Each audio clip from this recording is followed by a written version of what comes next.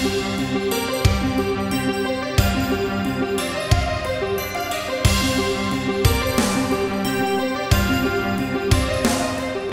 everyone, this is Ed Mitchell, broadcaster and web developer over at 4playernetwork.com, and this is my top 10 games of 2017. Let's hit it.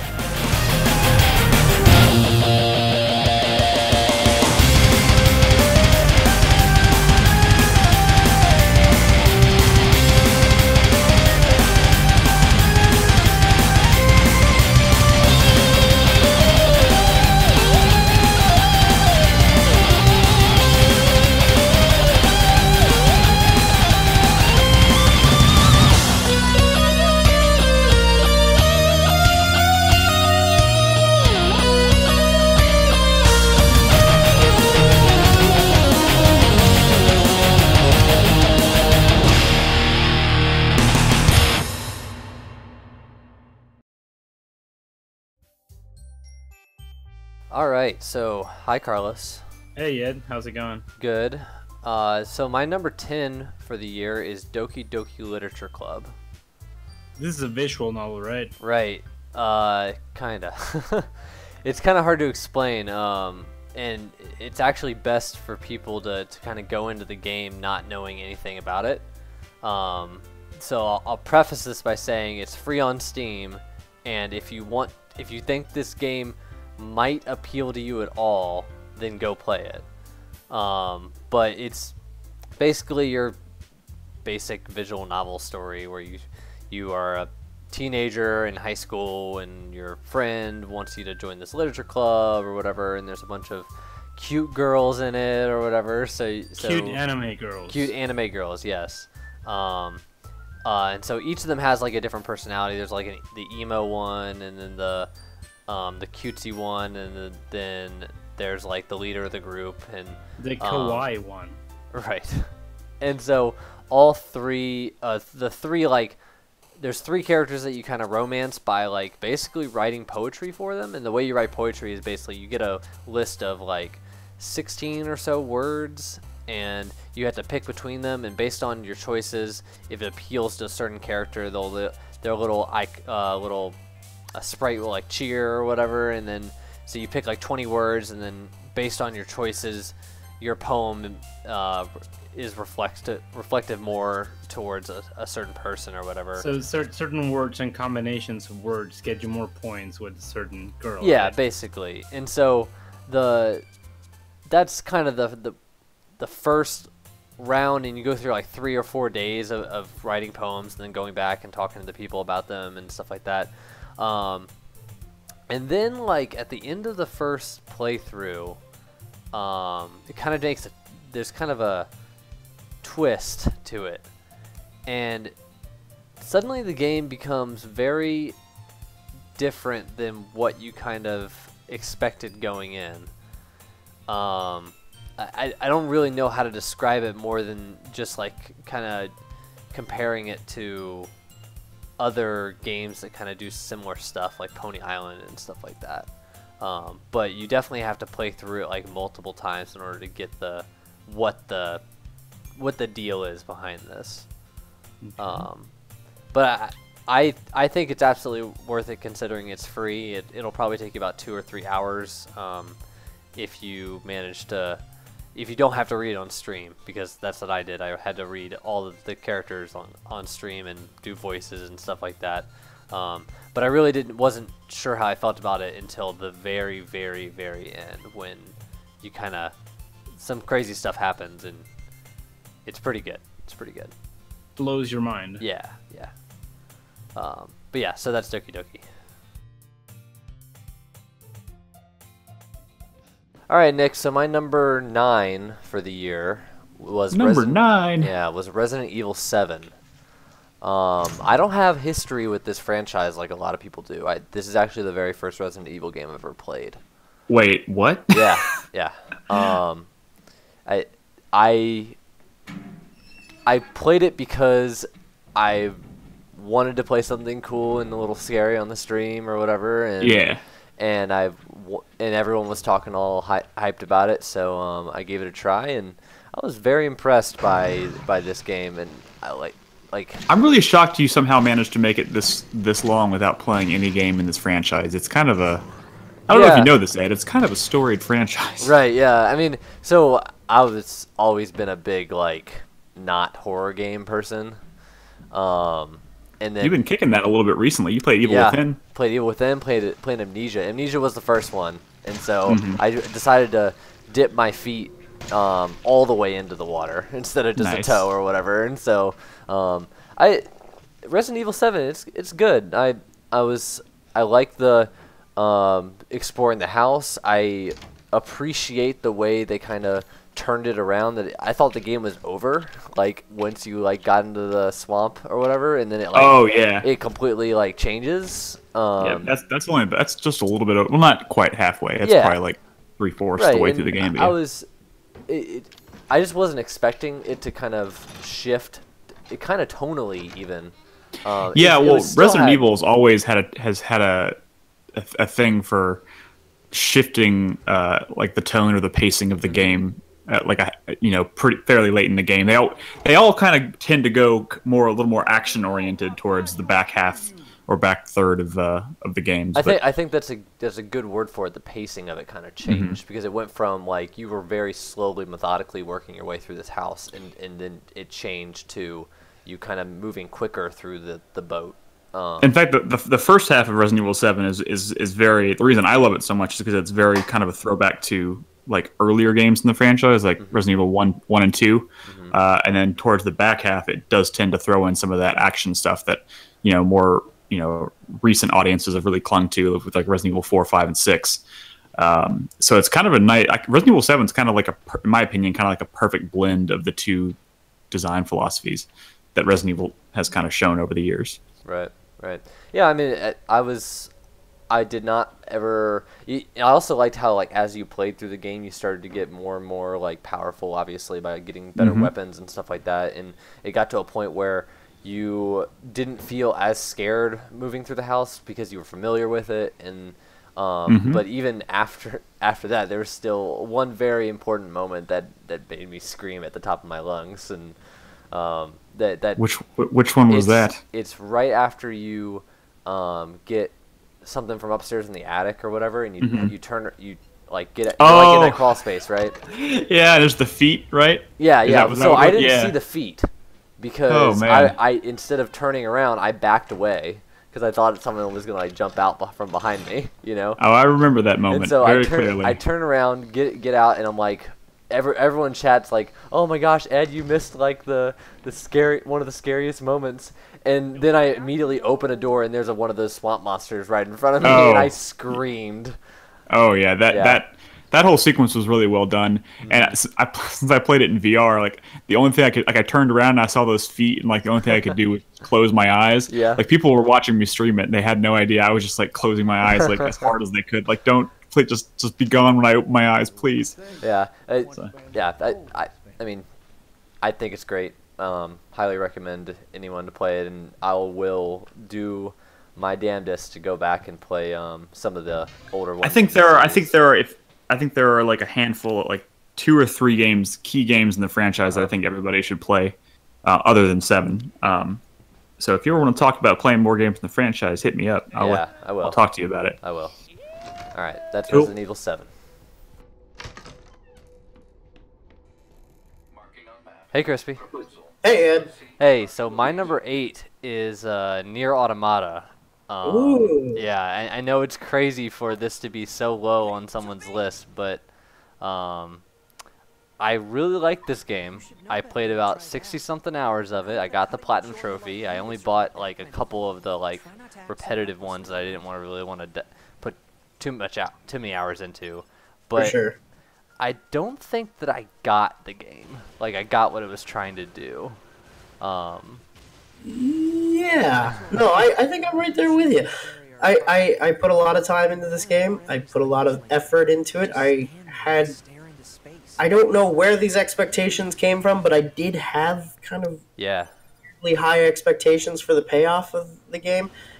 And I'm pretty sure I didn't get what I was expecting. I think I got something, but I still don't really know what it was. And there's been so much discussion around this game that I almost want to just like reinstall it and go through the whole fucking thing again, because it is. I don't know. I'm beginning to wonder if it's this whole like Emperor's New Clothes thing. Like are we? Yeah. Like, is there a greater depth to this that like I'm just pounding my head against, or is it just kind of this weird game from this weird guy that has weird things to say? So like after the game was over and I started to like, I dove into like a bunch of like online articles and stuff of people writing their reactions of the game, because I wanted to like find some justification in how I felt. And I found a couple. You don't see many people who are on the fence about this right, game. yeah. And I found a couple that were actually kind of put me more towards positive on this game, because of like they talked about how if you like go into the like data archives and stuff like that, and you read through all that stuff, it gives you a little bit more information on like what the story actually is, and how like basically the origin of the androids. And kind of go into that a little bit more. And I wish that was a little bit more front and center than the way it is, but maybe it's just the way Yoko Taro tells his stories that he doesn't put that stuff front and center. Well, I think one of the main discussions that you have whenever you're criticizing a piece of art is intent versus execution. Right. And all the debate around this game, I think, is centered around execution, whether or not what the artist intended to get across was put across in a valid or, quote-unquote good way. But I definitely think that the intent was here. Yeah. I think there was a lot of really cool ideas. I think there was a really interesting story once you kind of parsed it out, what was going on here. I think there's a lot of value to this game. Maybe not so much in the combat. The combat seemed kind of bland for a platinum game, but there was something crazy and special going on here. I don't know that I would say it lands 100%, or that it achieves everything that some of its most vocal proponents claim it achieves. But this was definitely a really interesting game, and worth all the debate that came out of it this year. I agree. A couple of the kind of minor like meta story points that I liked was like the talk about philosophy and the way the robots kind of, once they became more sentient and aware of like this never-ending war and how they wanted to kind of break away from it, and then like talking about the concepts like fear and anger and stuff like that. That stuff was really powerful. Right. And then also the way they kind of incorporated the music into these kinds of things, like when you first go into the little like Pascal's village or whatever, the music's very muted, and then once you actually start talking to people, then it starts getting louder, and there's more like robot voices in the musical notes. The music does something very similar in the way it kind of is in the way the robots are kind of moving to the beat of the music too. It's very obvious that the artistry of this game there was a lot of emphasis put onto that, and I think that in itself is kind of an achievement that's kind of outside of the meta storytelling part that I wasn't as much of a fan of, and I completely agree with you that for a platinum game the combat system was kind of lame.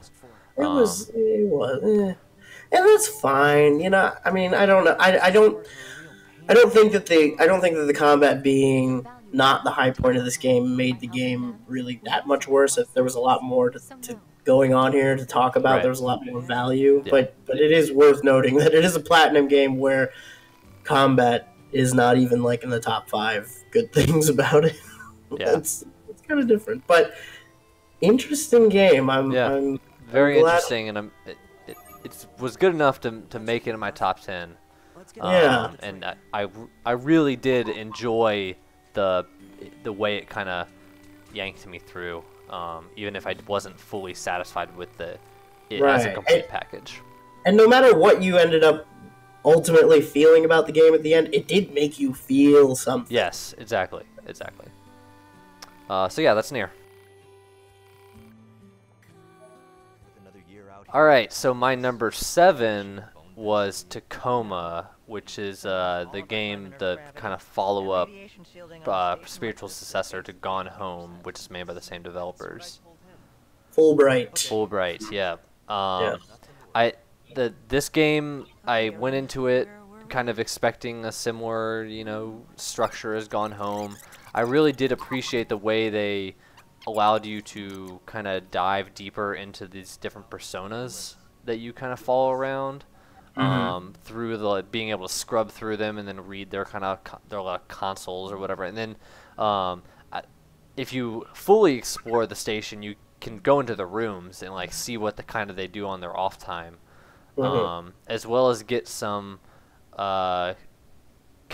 keys to open drawers that are locked and stuff like that with more stuff inside of them. It kind of gives you a more a deeper view into like what makes these characters so kind of less two-dimensional and have a little bit more depth to them.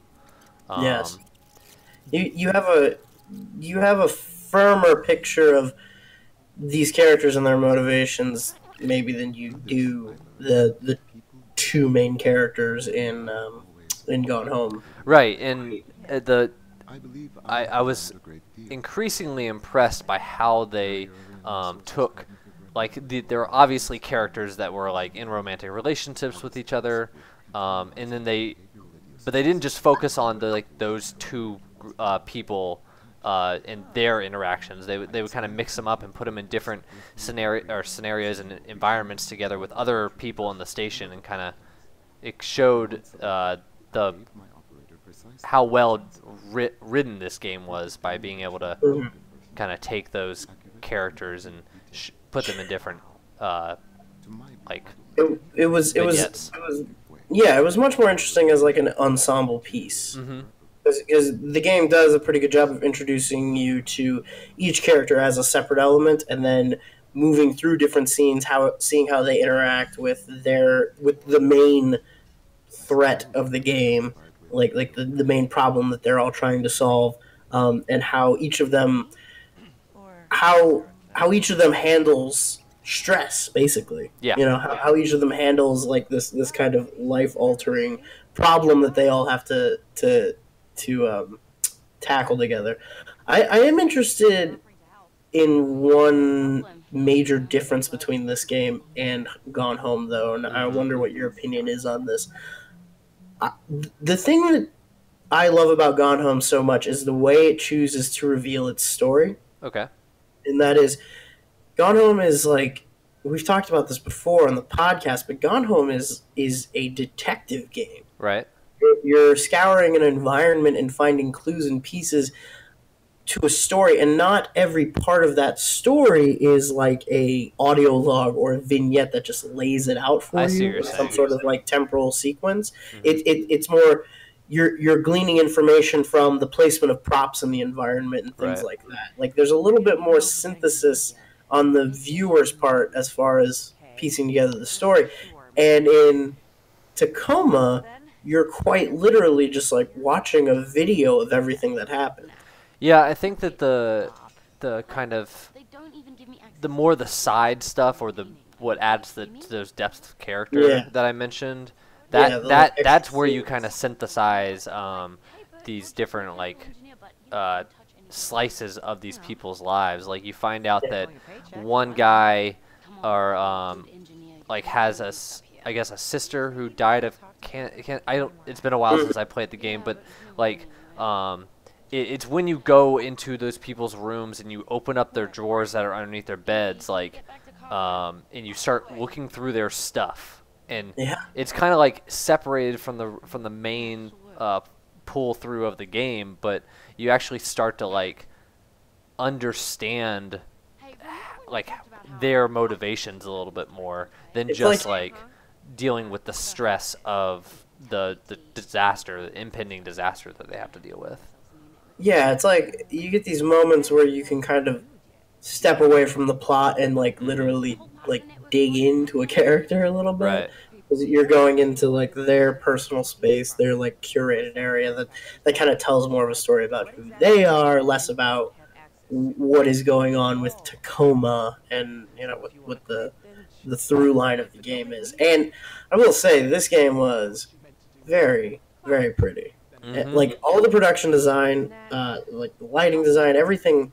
The space station, like, it just looks cool. The technology. When you go into that one area that's like the biodome or whatever, and you're looking through the plants and they're all like purpley or whatever, and then you go into the basement and it's like very heavy green colors and stuff like that. It's incredible the way they made this game look, especially since Gone Home was kind of very muted because you were in that dark house, you know. So it was much more realistic, kind of down to earth imagery. Right. Here they were really allowed to let their imagination kind of, wander a little bit, and the idea of the sort of like the graphical environmental interface that these people are using, and that being a storytelling medium for the game, I thought was really cool. I especially liked how the main character like interacted with everything using like sign language. Sign language, yeah. Like spell everything out instead of like typing. That was cool. Yeah, and so to go back to your like kind of disappointment, I guess, with the way that this actual main plot thread kind of was presented to you, I think that they wanted to do something a little bit different than Gone Home, but still have those pieces of Gone Home, the stuff that made people love it so much, and that was in that side stuff. And I don't think that was like, I don't look at that as being like a particularly negative criticism, because I just think it's a different style of storytelling. I don't think one's necessarily better than the other. And the one strength that Tacoma definitely has over Gone Home is that there's not that the performance and the acting in Gone Home was bad. It was beautiful, but there's more of it here in Tacoma. Sure. There's more opportunity for performance and for characterization through actors. It just also happens to make the audience a more passive part of the process. You know? Right. Yeah. So yeah, that's Tacoma. I really enjoyed the short playthrough that I did of it, and even going back and like recording footage and being able to explore the area again, I find myself looking very fondly on it in retrospect. It was a very cool game. Yep. On my way. May I? So my number 6 is What Remains of Edith Finch. This is by a game I have sadly not yet played. Yeah, this is by the same guys who made the Unfinished Swan, which is great. Yeah, and Unfinished Swan, it was just like a random kick. I sat down, I had it on PlayStation 4 or something like that, and I sat down and just played it in like an afternoon, and I was blown away by the visual style of it. Yeah, and that's kind of their thing, right? They make short, sweet experiences that kind of like make you think. And right, and this one definitely it's nice and short. I think I finished it in like 2 hours or something like that. Yeah. But what's really neat about this game is kind of the different vignettes that as you experience every single person's like story and their family. And isn't it explaining like what kind of like leads up to certain different characters' deaths? Right. Yeah. I mean, there's one where you're like on a swing, and the story is being told by the twin brother, and the kid that's on the swing, like basically, the swing goes around the little tree branch it's on, and then he flies off the swing and gets brutally killed on the rocks below the cliff. Oh Jesus! Yeah. They don't pull any punches as far as the brutality of some of these family members' deaths. The very first one you go to is like a little girl, and kind of she's dreaming, but you find out like that she's actually having hallucinations based on the fact that she was hungry and she ate like a bunch of like crap, like toothpaste and berries and stuff like that. So she's like having like death-induced hallucinations. Oh wow! Where she becomes like different animals and stuff like that. So they're kind of like showing like how. So they're all dramatically different, like all the different absolutely. vignettes. Yeah, every single one's dramatically different. The first one you like become a cat, and then you become an owl or whatever, and then there's one that's really cool. It's you're one of the characters works in a fish factory, and his job basically is to take his hand and move it, grab a fish and move it to the right, and the fish's head gets chopped off. And then I think I remember Brad talking about that sequence. Right. He didn't go into specifics, but he told me that it kind of leads to like a really cool, unexpected scenario involving someone's death. Yeah, and he like basically ends up like imagining a new world, basically, and he's like writing basically an RPG in his head, or like a fantasy story, really. Yeah. And so you end up playing. You end up keep doing the fish thing with your right thumbstick. Yeah. And then the left thumbstick, you're moving this character around in this fantasy world. That's really bizarre. Yeah, it's crazy. But it's cool. And I love it, and it's great. And Brad's right, it does end up becoming kind of a interesting like reason for his death. And the very end of the game made me cry. I got a little emotional.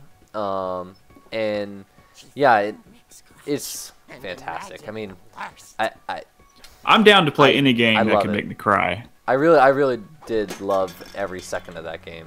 It's something special, and awesome. So that's why I put it as my number 6. So my number 5 is Hellblade Sacrifice. Damn. Yeah. This game, we were talking about like technical, like achievements and stuff like that. I think that this game is a huge technological achievement. Hell yeah, this game is fucking not only gorgeous but sounds way better than anything I can remember. They nailed the aesthetic. They nailed the sound design. Even the actress, and she won one of the video game awards for like best performance or whatever, and I'm so glad that she did, because she was a video editor. Yeah, that's what she did. And she's just a video editor for Ninja Theory, I guess. It's funny because there's like you can watch a little documentary about the game after you're done with it. Yeah. And it says like edited by Melina Juergens, and I was like, wait, isn't that the voice actress? Like, why would the voice actress be editing? But no, it's the other way around. That it's the editor doing the voice acting and the performance capture. I think it's not just the voice acting; it's actually the performance capture of the person's face. Right. And the way that she must have had like she had some good strong direction as well, voice direction. And she was able to kind of, as people would go around that little 3D microphone they had and do voices, her eyes would like dart to side to where the voices were coming from, especially at the beginning, when you actually are just focused on her face as you come up she's like paddling in the river. I actually, the combat system, it was simple, but it worked for me. This game was less about the combat and more about the story, but the little bit of combat that's there was awesome. I wish there was a little bit more bosses, a little bit more varied bosses than the like 3 or 4 that we got.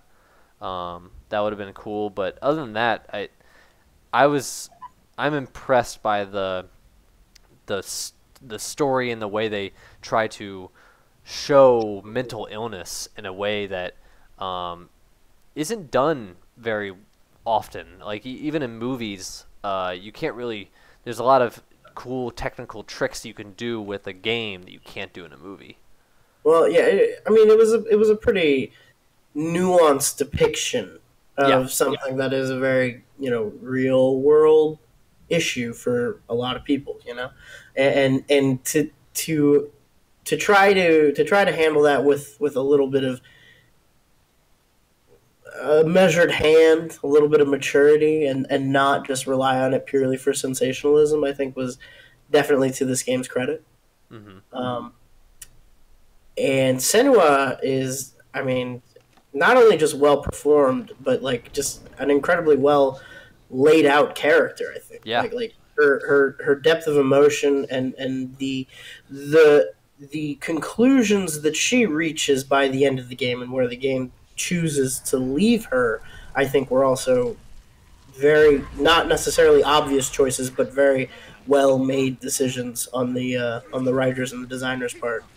Yeah, and they do a lot of emphasis on like the way that she kind of deteriorates mentally as she's like gone through all these like traumatic stressors in her life, and how that's kind of reflected in her wanting to kind of escape from these different areas in Helheim and stuff like that. I really enjoyed the Norse mythology little stories that they kind of told as you were like progressing your way through the game too. Oh, yeah. It was fun hunting out those runes just to hear Druth talk about this or that. Like it was interesting stuff. His voice had that like strength and drawl that you really wanted to listen to him talk. It was quite good, and I just when I come back and think about my top games of the year, this is one that I look back on, and it's just such a beautiful technical masterpiece that I couldn't not put it in my top 5, and I think that it is just it's a little expensive, I think, at $30. I know it's kind of like supposed to be a double A game instead of a triple A game kind of thing, but I think that if you understand the craft that went into the game, I think it's justified. I kind of justified it after the fact rather than before the fact, but I loved it. I thought it was great. I mean, this is definitely this is on my top 10 list too. And of all the games on my list, this is the one that I would describe as being most surprising. Yeah. Definitely. Yeah, for sure. Fantastic. I recommend to anyone who would want to give that a try and kind of experience it, because it really is an experience. Absolutely. All right, so my number 4, Carlos, is Prey. Right, Ed, let me ask you something regarding Prey. Is Prey System? Is it either System Shock 3 or is it a sci-fi Dishonored? Which one is it? Can it be both, or does it have to be one or the other? I guess both is an appropriate answer too. Yeah, I think it borrows most of its like kind of verticality and level design from Dishonored, but it's like combat and story and like general feeling and atmosphere in the inventory. Of the game. Yeah, the inventory. Yeah, I haven't played System Shock 2, or System Shock 1, but the inventory reminded me a lot of Deus Ex, Human Revolution.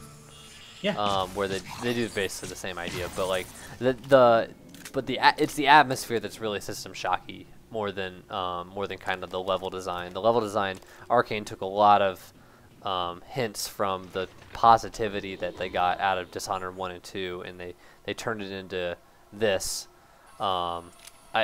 I just keep going back to the foam gun, how you can use that to like get high, like traverse vertically by just like creating yourself a little staircase, and it's pretty cool because you get it way before you learn, like you get shown how to do it or whatever. And so I get this foam gun. I basically just use it to freeze enemies in place so I can shoot them with the pistol. Yeah. And I don't really realize the level piece of it until you see a guy like that's running away from one of the phantoms, and he uses it to like create a staircase, and you're like, what? I didn't even think I could do that. And then you start doing it, and then you can start like basically finding yourself in like hard to reach places using it, and I think that's one of the amazing parts of it. And then the other thing that I really liked was the bolt caster, the Nerf gun, basically. How you could use that to like shoot through glass to hit a button on the other side of the glass, and then it like activates the button, and then you like open a door or whatever using that. I thought those two mechanics were pretty great, as well as I mean the story. I think the story is really well done, and I like how they don't like paint you into a corner with it. Like you can pretty much do whatever you want, kill whoever you want, and you'll still find your way to an ending of the game. You know, it's easy to forget just how versatile the foam gun is. Like, many times you end up doing this like complicated process of exploring rooms and finding a key code in order to open a door, when from the beginning you could have just, you know, shot a couple blobs at the side and get in through a bend on the roof. Or like turn into, like, use the mimic ability and turn into like a cup, and then like shuffle your way through a slightly broken glass pane or whatever. The traditional traversal stuff, like, that stuff is really good and really well done, but it's when you take the other powers, the other weapons and other gadgets you have, and use it in unique ways that makes it really cool. Is there anything you didn't like about this game? There's a couple bugs that kind of annoyed me. There's one bug where one of the quest people, like, if you kill him or before you get the quest, you, like, basically that particular side quest can't be completed, and that's just a bug. Was that the guy that gets, like, stuck in a doorway and you can't move past him unless you kill him? I don't remember exactly what it was, but it basically, every time you go to this area, when you're outside the area, the terminals say, like, hey, he's alive, and you can go find him. But once you go into the area, it, like, says, like, oh no, he's dead, and you can't do anything about it. So little things like that kind of annoyed me. I didn't like how, like, hey, you didn't have a lot of different kind of weapons to deal with, like, enemies. I felt like I was a little lacking when all you had really was the pistol and the shotgun. Yeah, there's only, what, 3 weapons in the game? But I did like how, like, you can basically, I never felt myself, after, like, the first, like, half of the game, I never felt myself, like, lacking in ammo, because I could just go craft some more. And the recycling and the crafting mechanic in this game I thought was really, really well done. And also, like, if you lose one of your guns or whatever, you can just craft a new one and stuff like that. Like, that kind of stuff's kind of cool. So, I guess to answer your question, I didn't really find a lot that I didn't like this game.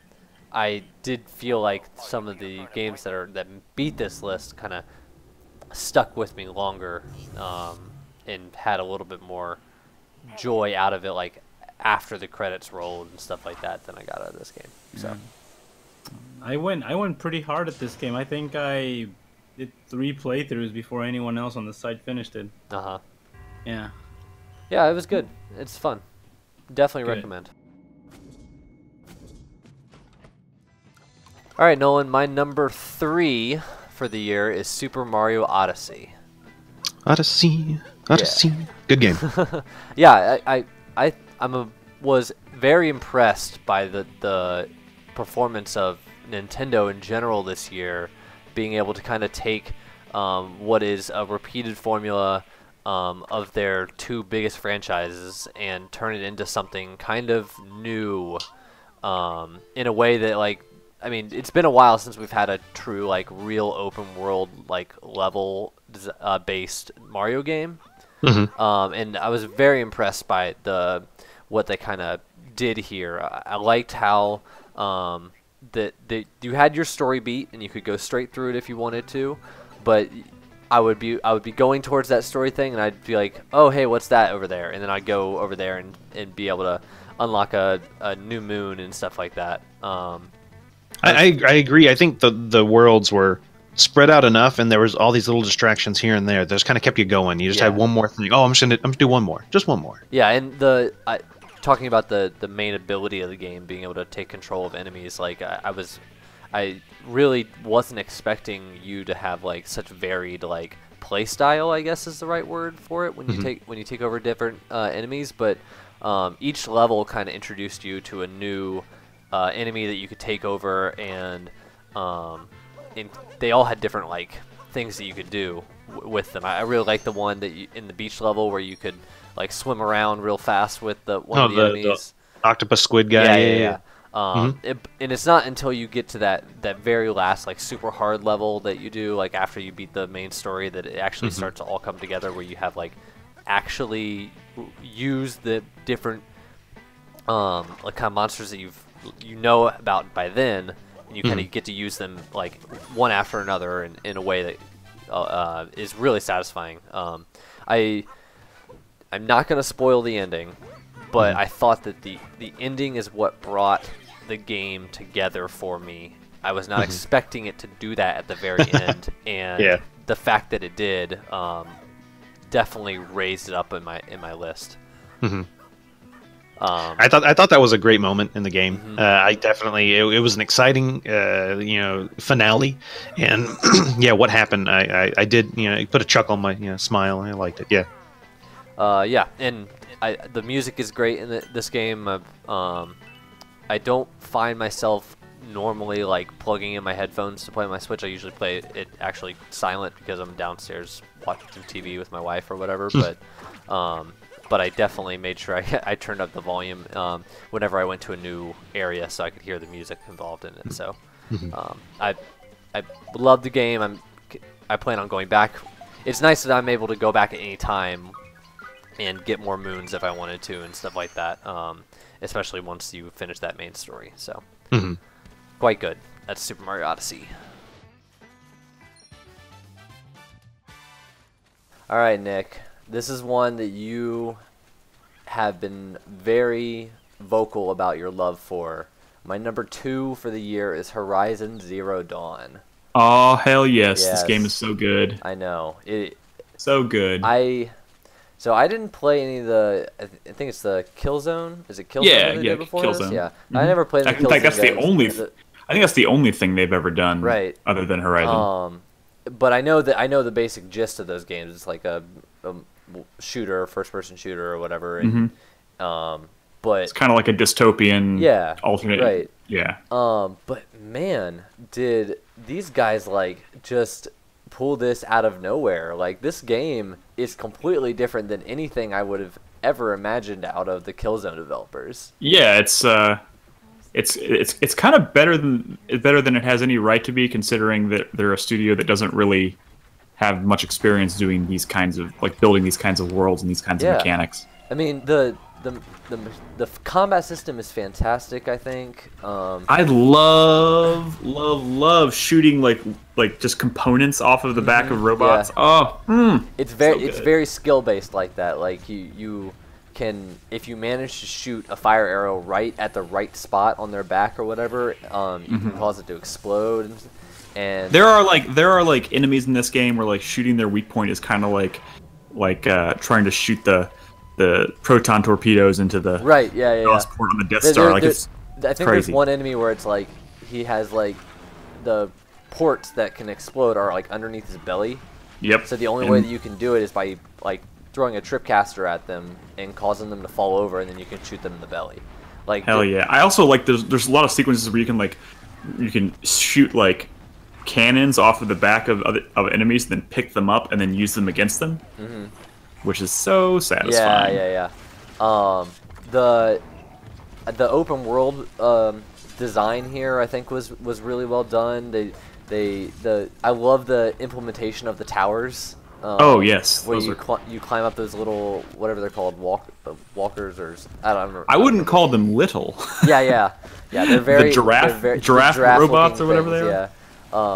Yeah. That's cool. I thought the story once you get to about about halfway through the second act and into the third act, it starts to become something really, really interesting and goes some cool places. Very cool places, and they touch on subjects that are very unique, and I can't think of an example where other people touch on similar ideas, I think it's impressive that with one game they managed to build or establish a world that shows so much potential in only one game. Absolutely. Like a lot of series, it takes 1 or 2 games before you really start to see the potential of a long running franchise, but I can already see the potential for plenty of sequels, which I'm sure we're going to get. Yeah, it's a very safe isn't the right word, but a very classic open world design. It's not not like Zelda was or anything like that, but for sure. But it manages to kind of be the greatest at it. I feel like just through the kind of uniqueness of the world and the interesting story beats and the side quests are fascinating. There's a lot of really good side quests in this game. Yeah, and the lore that they managed to build, like you said, is crazy good. I don't know what else I can say about it, just besides like I love all the play it. tribes. Yeah, the different tribes all have their own Yeah. unique like belief system and stuff like that. You have the Nora, and then you had the Ulrooks or something like that. The Northerners, the ones that Yeah. are up in the mountains and stuff like that. Mhm. And then the Sun people.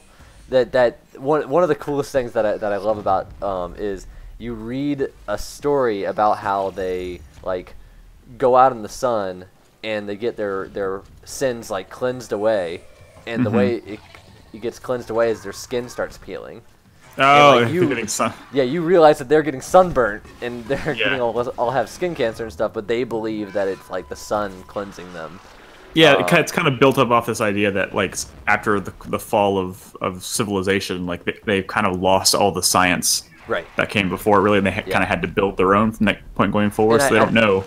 I love that the little, like, when you go into the ruins of the old civilization, you find, like, little ancient vessels, which are just little coffee cups. And, Yeah. and there's a bunch of other examples of it, but, yeah, It's clever. It's clever, it's funny, it touches on subjects that don't get touched on very often in the story, like I said before, and I came away from this just happy and ready for the next one, and ready for that DLC to come out that I still haven't played yet. But that I'm ready to dive back into that world next time. Yeah, it's on my list. I'm gonna get to that Take it back. DLC here Yep. pretty soon. Yep. All right. Well, that's Horizon.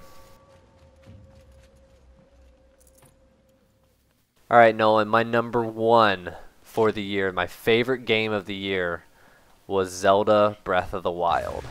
Wow. Let me tell you something about my history with the Zelda franchise. Okay. When I was a kid, I got a Game Boy, and I played Pokemon was my first game.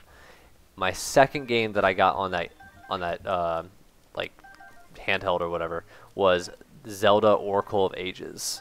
Oh, interesting. Yeah, and as soon as I played that game, I loved it. Like I could not put it down. I played it for hours and hours and hours, and I was amazed by it. And then I started to like Google, or maybe Google wasn't even really that much of a thing back then, but I started like looking around on the internet for more stuff about this franchise called Zelda, which I had never heard of.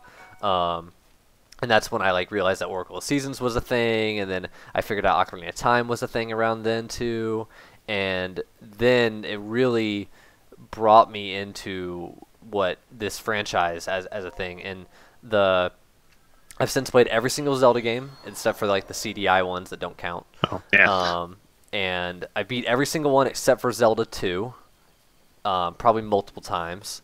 Wind Waker is my favorite one in the series, but Breath of the Wild did something special, and we talked about this when we talked about Super Mario Odyssey. But they took the formula and they completely threw it out, really. Yeah. And they did something completely different and unique, and something that we just in an open world game like we don't see nowadays. It's one of those situations where you take a beloved franchise, and when you flip it on its head and make it completely different, that's usually worrying to people. Yeah. And it just worked in this game. It did. And there were some bits like that the formula had that I wish was in this game, but I don't think that it really took away from what made this game so great.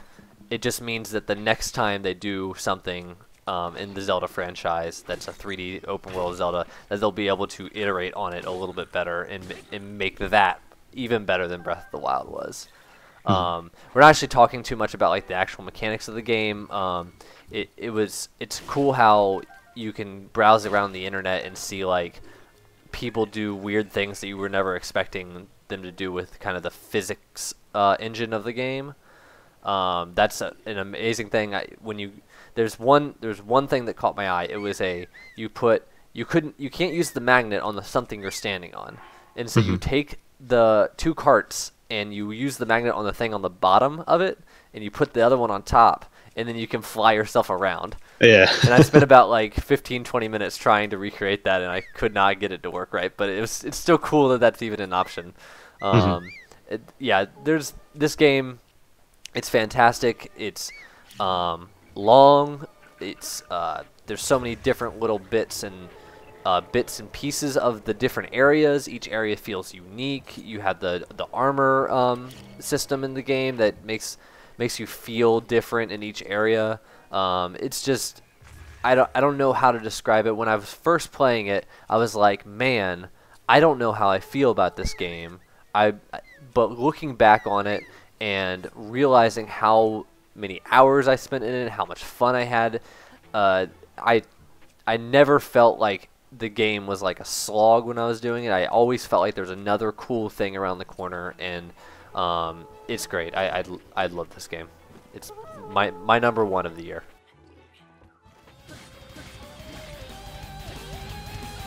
That's it. That's my top 10 games of 2017.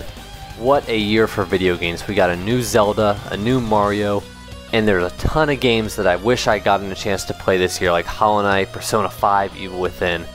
I hope that 2018 just keeps the ball rolling, and I look forward to playing all of these games with you all. Thanks for watching.